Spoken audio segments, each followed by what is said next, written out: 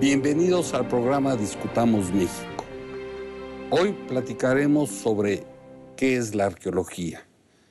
Y nos acompaña el doctor Mario Alifat, el doctor Rafael Cobos y Luis Alberto Martos. Yo soy Roberto García Moll, los cuatro somos arqueólogos.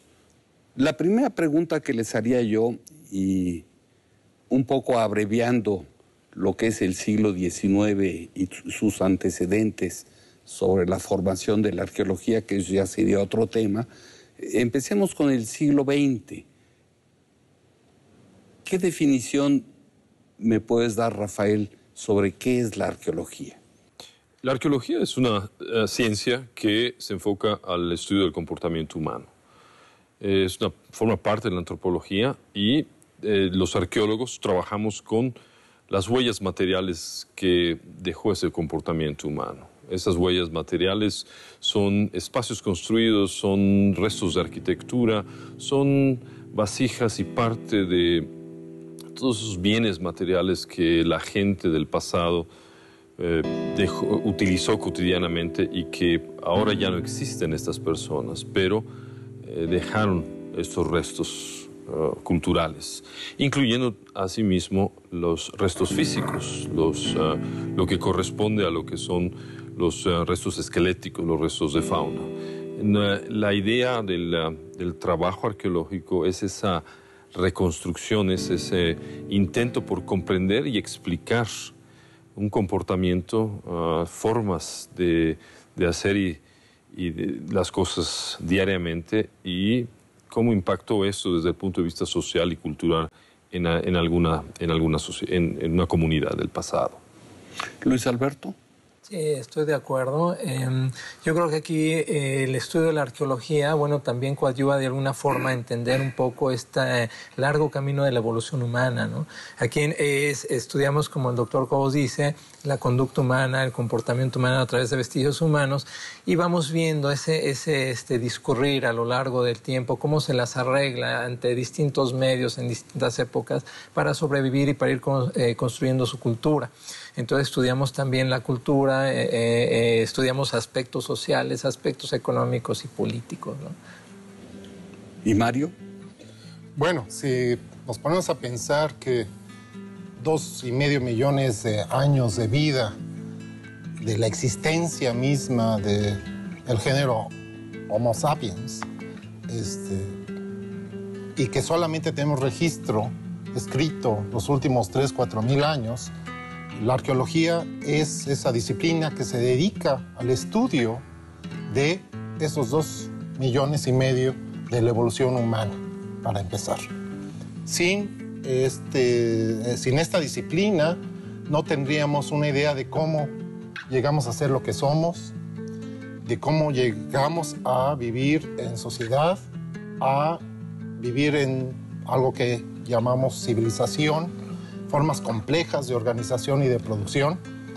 Entonces la arqueología es esa disciplina que nos brinda la oportunidad de conocer ese viaje del ser humano desde el punto de vista cultural y evolutivo, de la evolución de sus sistemas, para poder entender qué es lo que estamos haciendo hoy desde lo que sí conocemos, que es este pasado cercano que nosotros como arqueólogos vamos construyendo. O sea que la arqueología sería el estudio de los restos materiales, los procesos que de ellos se derivan a través del tiempo, para conocer el comportamiento humano en ese transcurso. Hemos inventado como arqueólogos, bueno, como instrumentos de trabajo, el dividir las cosas, el limitar las cosas para poder dar una explicación más o menos coherente, ¿no? Hemos inventado un preclásico, un clásico, un posclásico, que no son más que, bueno, la gente de las aldeas del formativo o del preclásico no se llamaban a sí mismos preclásicos, ni Teotihuacán se llamaba una ciudad clásica, ¿no? Tendría su nombre y tendría... Pero son instrumentos que utiliza el hombre. y así hemos utilizado también las regiones o las áreas dentro de estos límites de lo que llamamos Mesoamérica, ¿no? ¿Qué nos puedes decir al respecto, Luis Alberto? Pues exactamente, o sea, son como parámetros, ¿no? Que tomamos, son arbitrarios, por supuesto, ¿no? O sea, hay periodos muy antiguos, ¿no? De la prehistoria, que también de acuerdo a ciertos eventos importantes, a ciertos materiales que de repente dominan en ciertos momentos, bueno, uno tiende a nombrarlos de esa forma para identificarlos y distinguirlos de otros tiempos, de otros momentos, de otras industrias, de otros comportamientos. Son simplemente, como tú bien dices, Roberto, pues herramientas que nos ayuden para toda esta interpretación, ¿no? Nosotros trabajamos básicamente pues con esos restos materiales, ¿no? Y tenemos que buscar precisamente, ¿no? Estos límites no podemos abarcarlo todo, ¿no? De hecho, yo creo que algo muy importante, ya que nos ubicas en este siglo, es bueno, la sorprendente especialización que se ha venido dando en el campo de la arqueología, sobre todo ya en las últimas décadas, ¿no? Que precisamente nos permite enfocarnos sobre estos periodos, estos tiempos o estos temas, estos tópicos específicos que le puede interesar a algún investigador, ¿no? Entonces, yo creo que también es lo que marca también mucho la diferencia entre esta arqueología que se hizo en el pasado, en el siglo XIX para atrás, y la que estamos haciendo en este siglo, ¿no? Rafael. Sí, obviamente reconociendo la complejidad social, la complejidad de la cultura, resulta obvio que ahora tengamos un trabajo más interdisciplinario.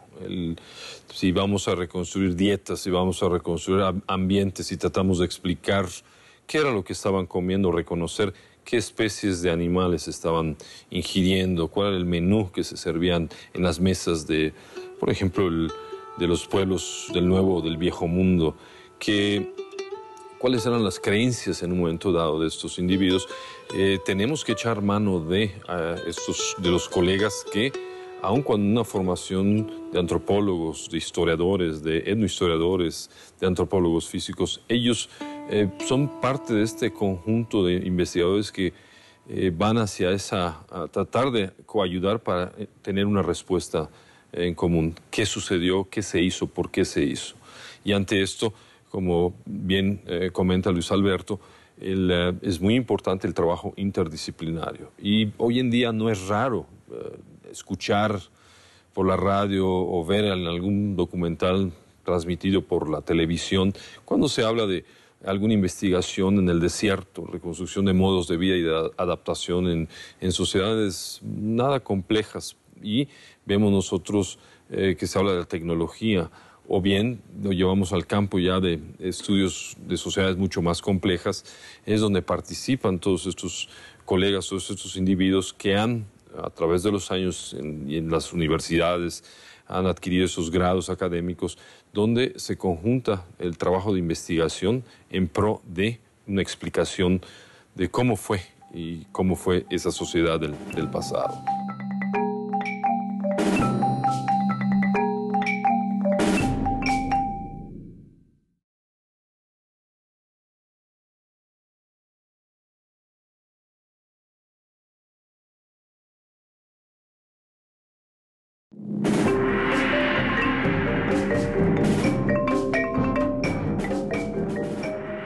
Vemos nosotros que se habla de la tecnología, o bien lo llevamos al campo ya de estudios de sociedades mucho más complejas, es donde participan todos estos colegas, todos estos individuos que han, a través de los años y en las universidades, han adquirido esos grados académicos, donde se conjunta el trabajo de investigación en pro de una explicación de cómo fue y cómo fue esa sociedad del pasado.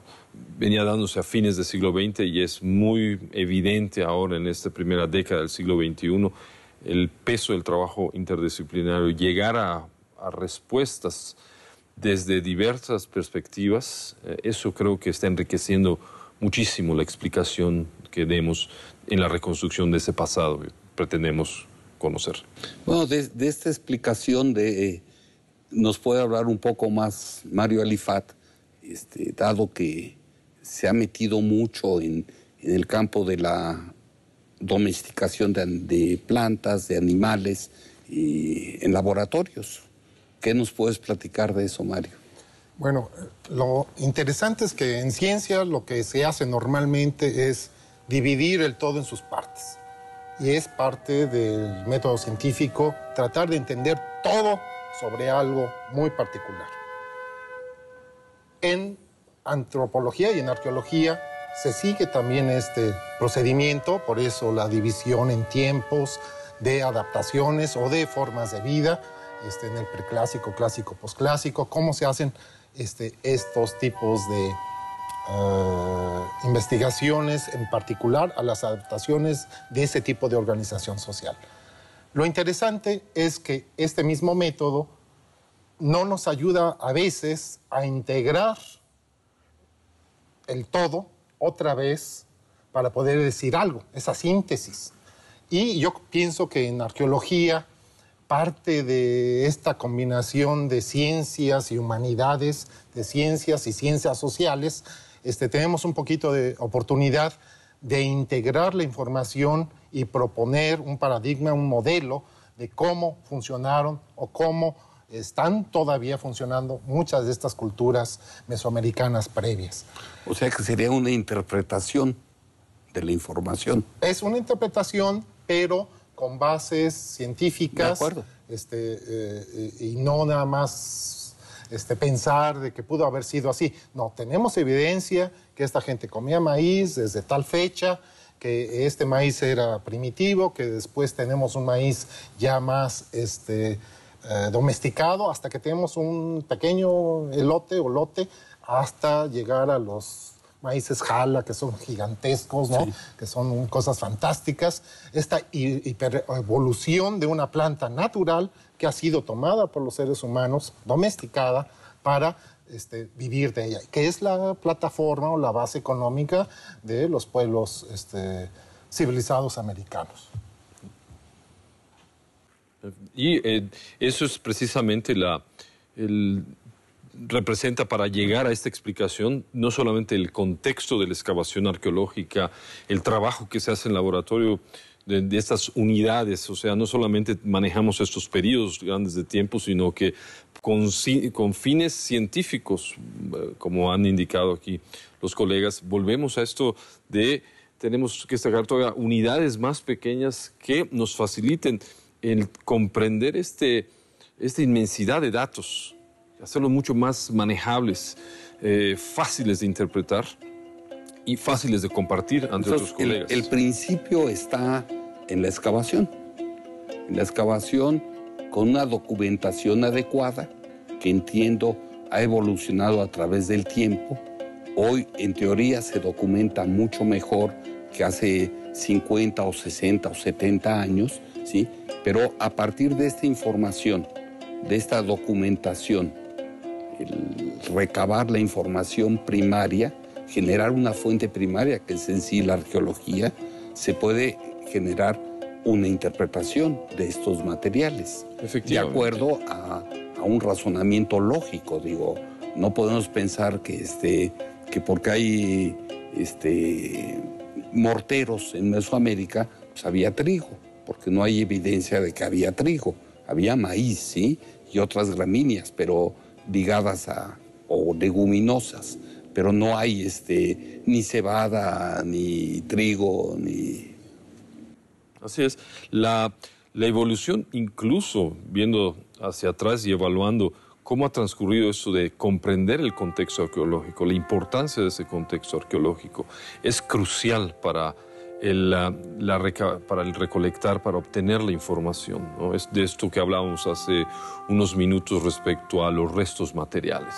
Pero conforme el arqueólogo excava, también lo hace con una metodología muy estricta, tiene que apoyarse también, ahí están los ojos, por ejemplo, al quien estudia la reconstrucción del ambiente. Las condiciones climáticas de hoy en día no habrán sido las mismas que hace 1500 o 2000 años, ¿no? Y entonces es ahí uno está viendo el mismo contexto, pero los ojos y los lentes que utiliza el arqueólogo que está viendo este contexto son muy diferentes a los que tiene el experto en paleofauna, en paleoambiente, en paleodieta, en aspectos incluso con con el simbolismo, ¿no? Y las primeras ideas o ya ideas muy avanzadas en cuanto a simbología, religión, etcétera. Entonces, el contexto es crucial. Hay una metodología que se ha desarrollado. Hoy en día contamos con esa metodología y continuamos haciendo con este registro estricto, porque el pasado es como el libro que se lee.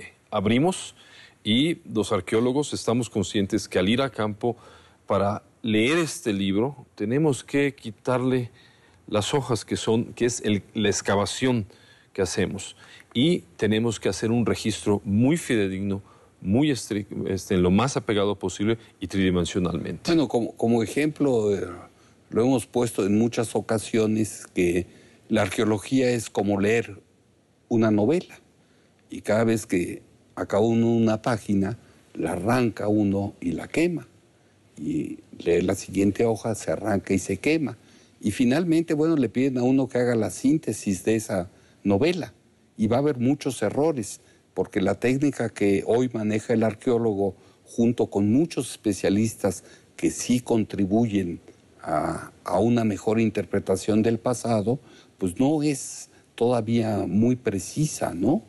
Entonces, yo pienso que la arqueología debe ser, o la excavación arqueológica debe ser un acto premeditado, muy responsable y desde luego muy apegado a principios básicos de ética, ¿no? Sí, evidentemente. Yo creo que este punto es muy importante, pero también hay una idea generalizada, ¿no? En general, mucha gente piensa que la arqueología es la búsqueda y recuperación del objeto per se, nada más. Y realmente lo verdaderamente importante es esto, los contextos, ¿no? Y los procesos. Y los procesos para registrar exactamente cómo está cada cosa, en qué contexto, en qué nivel, porque independientemente de las interpretaciones o del enfoque que nosotros demos para reconstruir la historia de este contexto que estamos viendo, bueno, tenemos la obligación de dejar un registro muy minucioso para, como tú dices, en el futuro el investigador que venga, bueno, con quizá otros enfoques, ¿sí? Poder volver a releer nuestra descripción del contexto y de alguna forma recrearlo para ellos también poder hacer otras interpretaciones, ¿no? Bueno, de eso se trata al final de cuentas el registro arqueológico, de volver a recrear, aunque sea en papel, ¿sí? Volver a recrear situaciones que se vivieron en la excavación. Pero el fin último de la excavación, de la intervención del arqueólogo, es crear un cuerpo de información, un cuerpo fáctico que se llamaría en algunas ocasiones, para a partir de ahí hacer la interpretación. Sí. Pero hay que insistir que es interpretación, porque partimos de muchos elementos que son reales en la excavación, el maíz, el instrumento de molienda, la cerámica, la tumba, la arquitectura, los espacios, etcétera, pero al final de cuentas lo que haremos será una interpretación, ¿sí? Y bueno, uno cuenta con elementos materiales, pero del mundo de las ideas no tiene uno nada.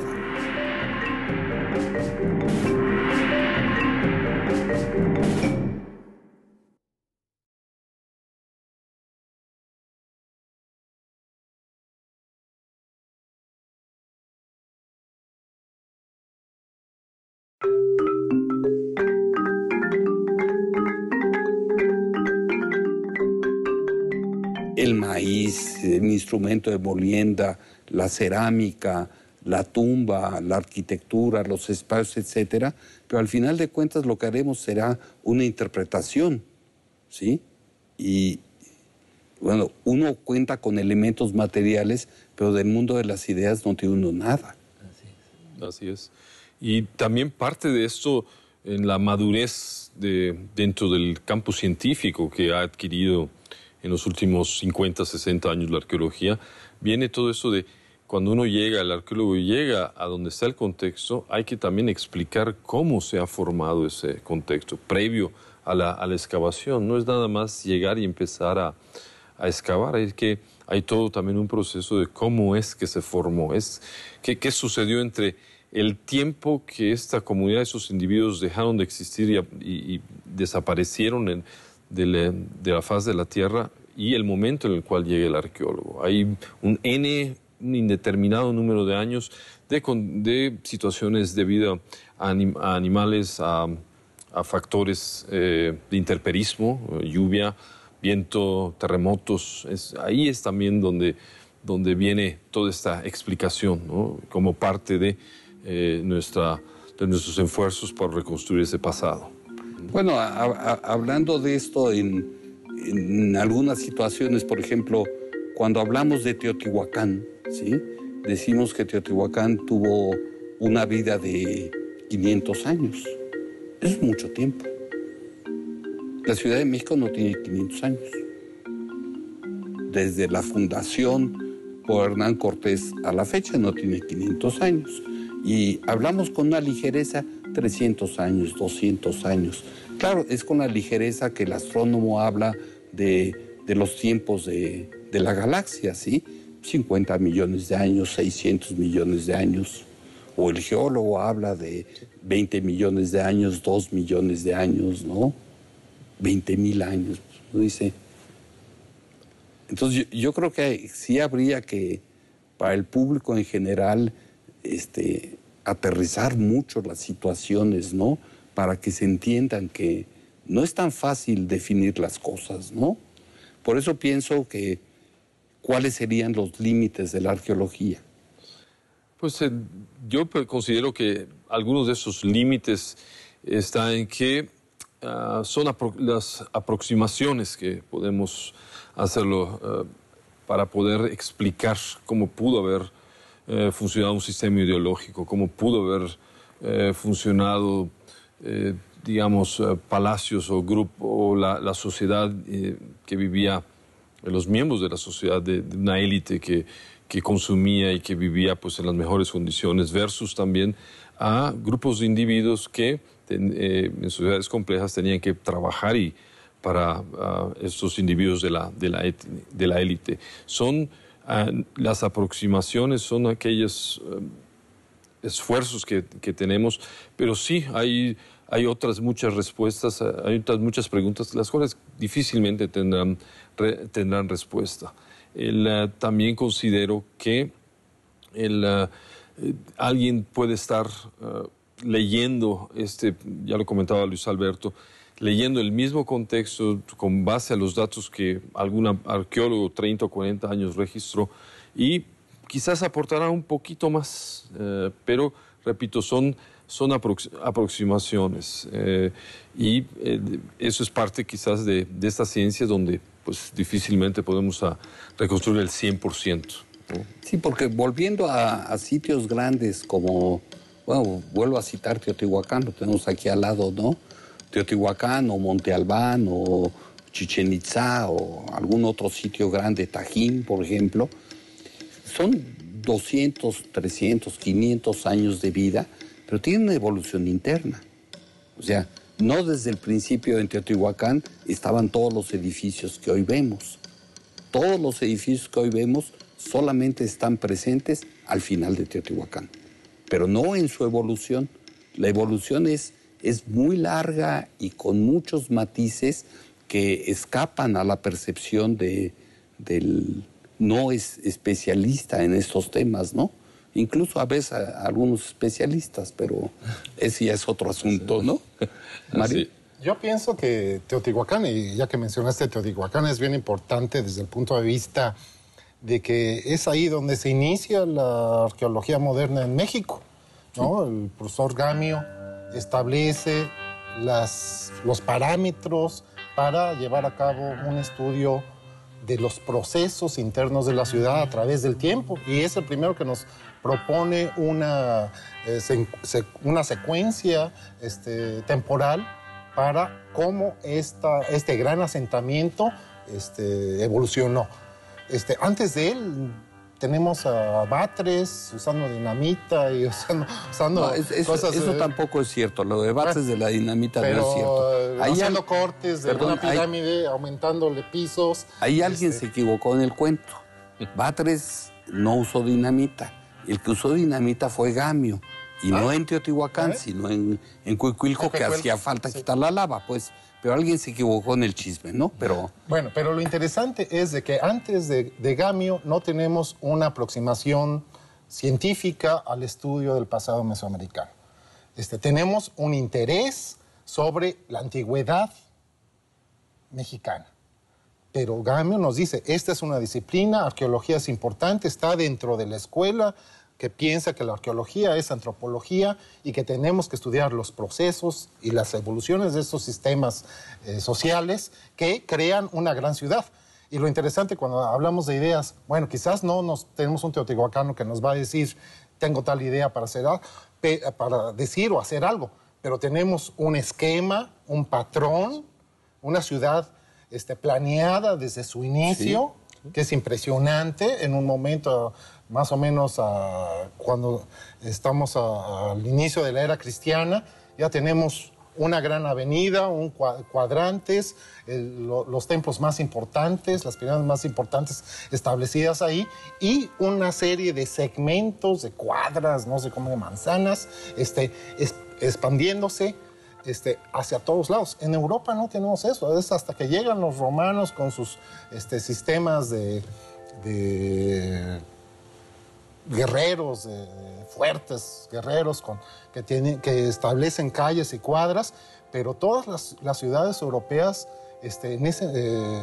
durante esta época son sin calles rectas, sin tener una planificación como la que vemos en Teotihuacán. Entonces, lo importante aquí es, tenemos que tener la metodología, la visión, el registro cuidadoso de lo que hace el arqueólogo y propuestas de que hay una continuidad también, no solamente del elemento arqueológico, sino de los pueblos actuales. Y Gamio termina su carrera, deja la arqueología y se vuelve antropólogo social y hace ese famoso trabajo sobre la evolución de las comunidades actuales en la región de Teotihuacán, en el Valle de Teotihuacán. Entonces, es uno de los primeros que integra otras disciplinas y que va más allá del estudio de una cerámica tal o de algo en particular, sino intenta, quizás fue exitoso, quizás no, pero intenta integrar esta visión de que la arqueología es parte de un esfuerzo para conocer el comportamiento humano, el pensamiento humano y la obra de los seres humanos. ¿Y Luis Alberto? Estoy de acuerdo, y volviendo a lo que decías de los límites, yo creo que el límite es hasta donde tenemos realmente el dato, ¿no? Corroborado. Pues ya cuando empiezas a tratar de dar explicaciones que no están sustentadas, yo creo que ahí ya estamos traspasando ese límite, ¿no? Ahora, las posibilidades son muchas, ¿no? Por ejemplo, hay también con la arqueología, que es algo que a mí me apasiona mucho en lo personal, nos asomamos a una historia también personal, ¿no? De la gente que vivió en ciertos lugares, en ciertos sitios y demás, ¿no? Nos enteramos de cosas que quizá mucha gente contemporánea a esta persona no sabía, ¿no? En la calle, o no sé, por ejemplo, una adaptación de una casa, ¿no?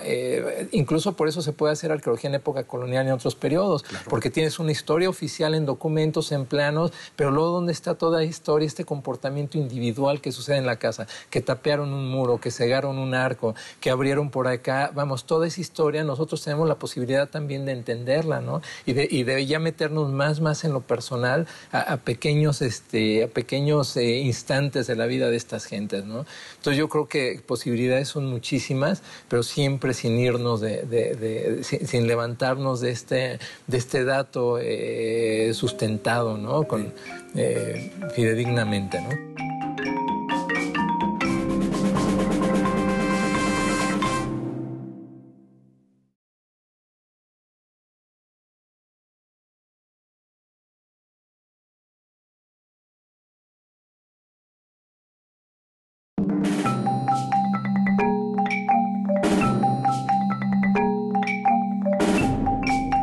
Pero luego ¿dónde está toda historia, este comportamiento individual que sucede en la casa? Que tapearon un muro, que cegaron un arco, que abrieron por acá, vamos, toda esa historia nosotros tenemos la posibilidad también de entenderla, ¿no? Y de ya meternos más en lo personal, a pequeños instantes de la vida de estas gentes, ¿no? Entonces yo creo que posibilidades son muchísimas, pero siempre sin irnos sin levantarnos de este dato sustentado, ¿no?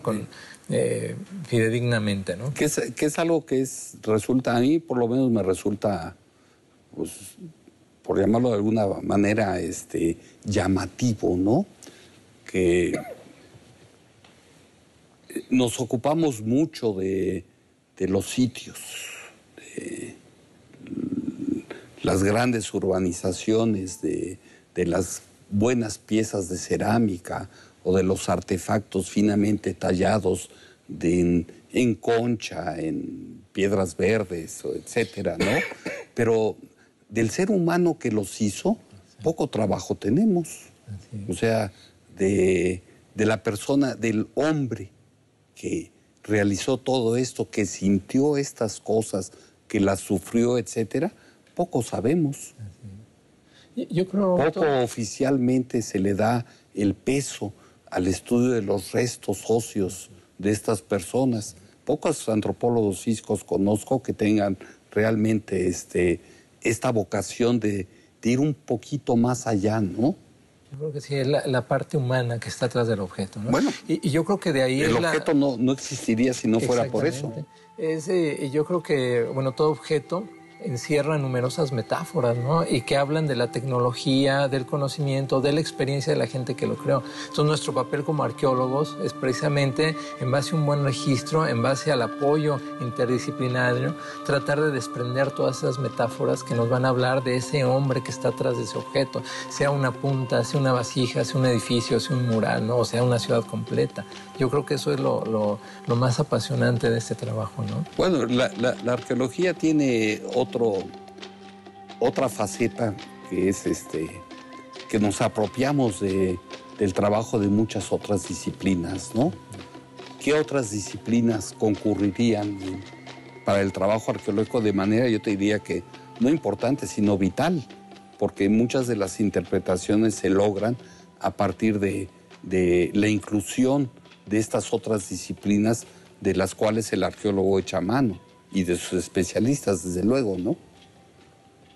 Yo pienso que la arqueología actual tiene que ser interdisciplinaria, con una perspectiva especial y tomando o echando mano de todas las disciplinas posibles. Y yo divido las partes físico-químicas, las disciplinas físico-químicas y las biológicas, y después las ya propiamente antropológicas. Entonces usamos física, usamos química, para poder analizar el objeto en sí, ¿no? O sea, de dónde viene tal material, es de esta región o viene importado desde tierras lejanas,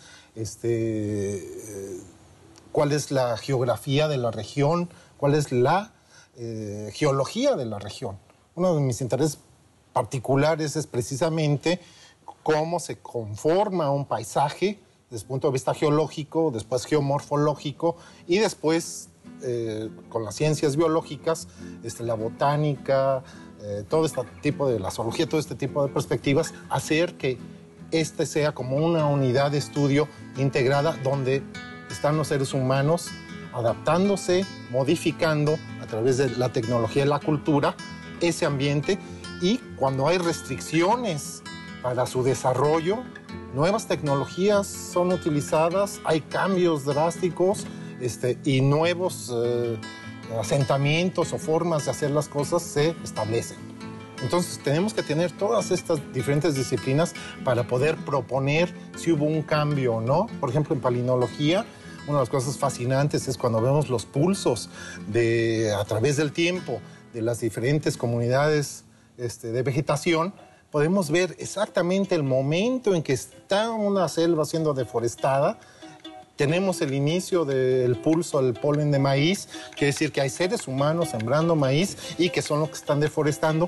Tenemos elementos que demuestran que hay una quemazón causada, y después tenemos evidencia de cómo la selva retoma el polen de los bosques de la selva, de los árboles de la selva, retoman ese pulso, y los seres humanos son, en algunos lugares de la región maya, dejando pequeños destellos de presencia desde el punto de vista de la deposición de este polen, antropogénico. Entonces es bien interesante. Hace un momento nos hablabas de límites. Lo más emocionante de la arqueología actualmente es que cada día estamos empujando esos límites. Antes era el límite del registro de lo que observaba el arqueólogo cuando quitaba esa hoja que mencionaste. Ahora guardamos, dejamos cierta parte del sitio arqueológico sin tocar, porque seguro que en 5 o en 10 años vamos a tener nuevas metodologías que nos van a dar más información para hacer un registro más profundo. Entonces, lo interesante aquí es que el cambio científico actual, el uso de computadoras, el uso de nuevas técnicas de fechamiento, técnicas de elaboración de elementos cognitivos o de ciencias, yo creo que empuja los límites de la arqueología cada día y lo hace todavía más emocionante, aunque también lo hace más difícil. Ahora tenemos que ser expertos en un montón de cosas, ¿no? Rafael, ¿y sí, a ti qué has incorporado de nuevas disciplinas a la arqueología? Prácticamente. ¿Cómo haces la arqueología, vamos a decir, moderna? Moderna. Tres cosas, ¿no? O sea, primero es en el empujar estos límites, en el constante ponerle carne al esqueleto, ¿no? Sí. Tratar de tocar y de hablar con estos individuos que ya no están. En primer lugar, por ejemplo, están en el uso de la tecnología y del trabajo interdisciplinario, el análisis de las pastas. O sea, hubo un alfarero ahí que hizo vasijas, ¿no? Una alfarería de diferentes maneras, donde obtuvo su arcilla. Y los análisis precisamente de estas pastas, o sea, están obteniendo arcilla, ¿de dónde? Están utilizando ceniza volcánica, ¿de qué volcán? Entonces, hoy en día, con los estudios tan precisos de gente que reconoce cenizas volcánicas y laboratorios que nos pueden llevar a determinar si las arcillas de donde se obtuvo, de qué volcanes incluso. Sí, las fuentes de las materias primas. Las fuentes de materias primas. Y entonces aquí es, como comenta Mario, es aquí ya empujamos este límite porque podemos precisar, no, es de la zona de Veracruz y además del centro de Veracruz. O no, pudiese ser de la zona de los Altos de Guatemala o de Chiapas, ¿no? del noroeste de Chiapas. Otro ejemplo es, por ejemplo, el análisis de suelos sobre en esta arquitectura delimitada por muros. Hay pisos, aparecen estos pisos de estuco, pisos sobre los cuales se derramó líquido. Hoy en día podemos determinar de qué líquido se trata. Es un líquido producto de algún ritual muy elaborado, o a alguien se le rompió una vasija y quedó el líquido ahí, o se trata quizás de sangre. El líquido se tiene que ver con la preparación de alimentos después de haber remojado el maíz. Hoy en día estos análisis de fosfato nos ayudan a trabajar esto, ¿no? A identificar. Y por último, las nuevas tecnologías de GPS y aparatos, ya de estaciones totales, donde podemos ir a campo y no solamente estar haciendo un registro ya muy acuicioso de la morfología de estas antiguas comunidades, sino también saber dónde queda esto, o dónde están ubicados estos sitios que hace 50, 60 años eran más o menos 20 kilómetros al norte, le doblabas a la derecha otros 25 kilómetros, 10 minutos. Le quitan a uno la brecha y ya se perdió. Sí, ¿no? así es. O llegabas 2 o 3 años y ya se te había cerrado la brecha. Sí. Entonces, es ahí donde yo sí veo que hemos incorporado esta nueva tecnología a la arqueología y con beneficios tremendos.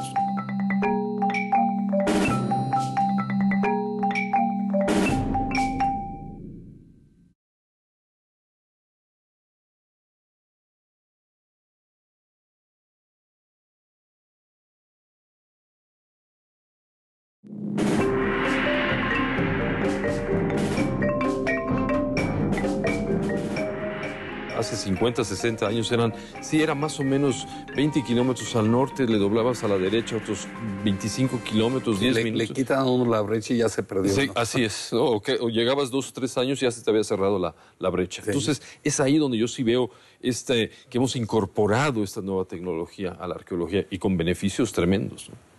sin lugar a dudas. ¿Y tú, Luis Alberto? También las reconstrucciones virtuales también son espléndidas, ¿no? En base a tus registros, a tus planos, puedes, jugar a recrear cómo se veía, cómo lucía, qué distribución tenía y además cómo va evolucionando un edificio, ¿no? Una pirámide, una acrópolis, lo que quieras, ¿no? Todas son herramientas muy importantes. Recuerdo también, por ejemplo, en biología en Baja California, en los concheros prehistóricos, pues que, antiguamente nada más se recogían las conchas y ya, ¿no? Punto, se hacía algún registro y demás. Ahora tiene que ser mucho más detallado porque ya también en base a pruebas químicas, en base al apoyo de la biología, ya puedes saber, por ejemplo, cómo se fueron acumulando, cuántos eventos o más o menos acercarte en qué periodo de tiempo la gente desechó. Un conchero es el desecho de gente que consume pues ostras, caracoles y va tirando todo esto. Entonces hay acumulaciones que uno puede ir distinguiendo y además no solo eso, en base a la identificación de la especie, uno puede saber en qué época del año extrajeron este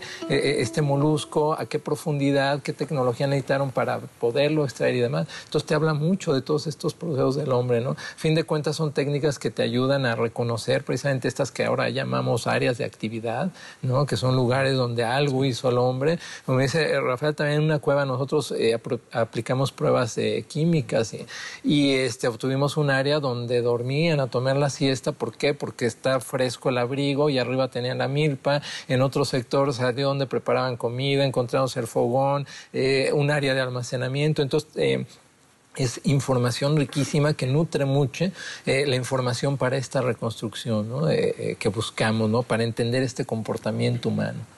Ahora, de manera breve, ¿cuáles serían los aportes, según Rafael Cobos, de la arqueología a la fecha? Los aportes son ha sido tratar de explicar el pasado, cómo hay una base, siento yo que una base fuerte respecto a sistemas simbólicos, formas de pensamiento, cómo ha evolucionado este pensamiento, qué se ha creído, cuáles han sido las ideas y hasta cierto punto la idiosincrasia de la gente del pasado. Quizás comentábamos hace un momento de que quizás no vamos a poder reconstruir todo. Aquí todavía nos falta bastante. Efectivamente, las ideas se han desaparecido, ¿no? Pero sí tenemos unas primeras ya aproximaciones en cuanto a esas formas antiguas de pensamiento. Dos, la forma de organización de las comunidades. Vemos nosotros que uno de los aspectos interesantes es de que en los años 50, en la década de los años 50, 60, con los avances de la arqueología en el Viejo Mundo, llegan y nos dicen es que la forma de las comunidades urbanas de México y en el Nuevo Mundo tienen que ser comunidades que están viviendo de forma compacta. Y hoy en día vemos que la forma compacta como se manifiesta en Teotihuacán, aquí en el centro de México, fue nada más una expresión de urbanismo del pasado. Uno se va al trópico, en las zonas de Veracruz, podemos pensar el bosque tropical lluvioso de la península de Yucatán, Chiapas y Tabasco. Es un asentamiento disperso que dio a urbes. Entonces no se conforma. Entonces vemos, hay otro tipo de organización interna. ¿Por qué se da esto? No, la diversidad es impresionante en el territorio, ¿no? Y efectivamente, también explicar las formas de organización tan compleja en cuanto a producción. O sea, yo creo que ahí vienen estas aportaciones que da la arqueología que hemos estado haciendo en México. Y esto va a ser interesante porque se suma al común a este diálogo universal que tiene el arqueólogo que trabaja en Australia, la India, China, norte de África, etcétera. Luis Alberto. Pues además del conocimiento, aquí en México en particular, yo creo que un gran aporte de la arqueología es que está muy vinculada precisamente con la protección del patrimonio arqueológico, cultural, ¿no? Y a fin de cuentas también de este estudio, de este conocimiento de las culturas y sociedades antiguas, bueno, también ahí fundamentamos mucho la construcción de nuestra identidad, ¿no? Entonces yo creo que es también un aporte importantísimo de la arqueología en este país, ¿no? Esta injerencia en la construcción de esta identidad nacional también, ¿no? Mario. Bueno, yo pienso que la arqueología aporta en un mundo que constantemente nos intenta hacer todos iguales o hablar el mismo idioma y consumir lo mismo, la arqueología aporta, por lo menos la arqueología mesoamericana, evidencia de que hay muchas formas de llegar a la civilización, que no necesitamos hierro para construir grandes ciudades, que no necesitamos las grandes fábricas o la forma integrada del imperialismo europeo para alcanzar ciertas formas de organización social y de vida urbana concentrada o dispersa. O sea, en Mesoamérica tenemos dos extremos, Teotihuacán en el centro y la zona maya, con dos tipos de urbanismo tan diferente entre ellas, y las dos son producto de civilizaciones impresionantes.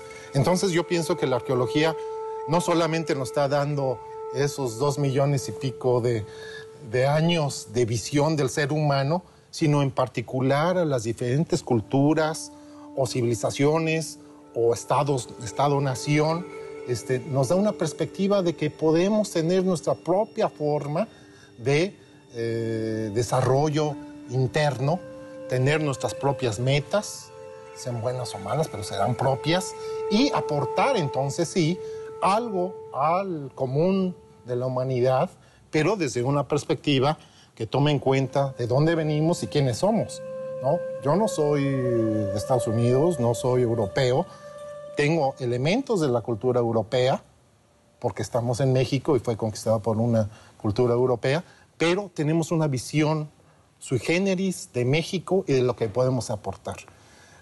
La economía mundial alimentaria está basada en maíz. Todo el mundo habla de que es el arroz, que es el trigo.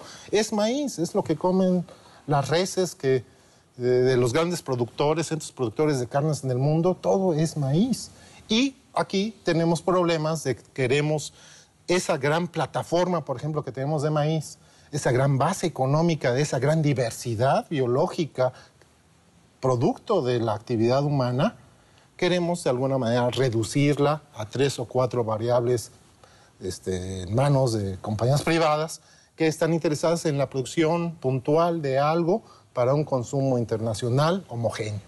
Lo padre es no ser homogéneos, claro, ser únicos. El tema de la arqueología yo creo que nos daría como para otros, no sé, 10 programas más, ¿no? Con todos sus matices y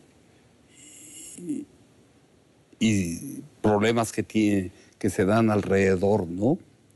Pues yo les agradezco mucho la participación a los tres y muchas gracias. Pues gracias. Un placer gracias. Estar aquí. Gracias.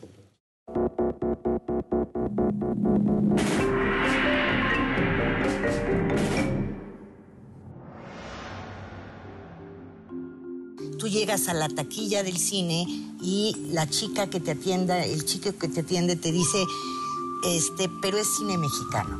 ¿Eso será sinónimo de mala calidad? Creo que es muy difícil que una persona quiera ir a ver cine mexicano. No hay unos señores que son los distribuidores y los exhibidores que de repente deciden qué es lo que el público mexicano quiere ver. ¿Por qué no podemos hacer cine mexicano que lo ve el público mexicano? ¿Sabes qué? La verdad yo creo que el futuro del cine mexicano, si es que queremos que haya futuro, tiene que ver más bien con el lado de quienes facilitan que exista. Tratemos de quitarle ya cine mexicano y hablemos del cine que se hace en México. Ahora es importante señalar que el público mexicano es público. Cuando hablamos de que hay industria de cine mexicano, perdón, pero nosotros no somos industria. Industria, exhibidores y distribuidores. La industria de la producción, somos un tallercito. Lanzar hasta una pregunta que es tan estúpida como provocadora como decir, bueno, ¿y realmente importa que estemos haciendo cine? ¿No?